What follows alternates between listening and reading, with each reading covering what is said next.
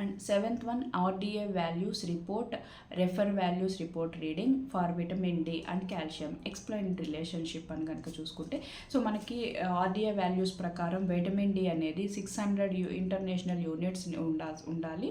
Calcium అడల్ట్స్కి అయితే 1000 నుంచి 1200 కావాల్సి వస్తూ ఉంటుంది.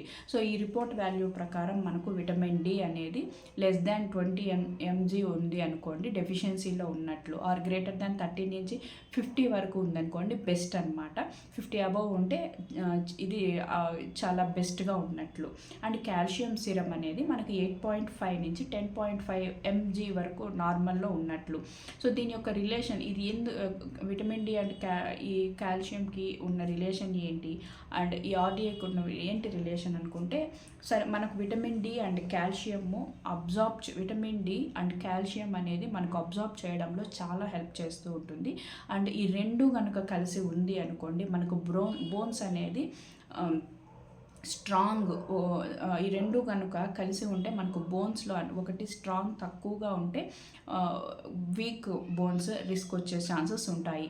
So vitamin D and calcium అనేది రెండు టుగెదర్లో మెయింటైన్ చేసుకోవాల్సి వస్తుంది. Thank you.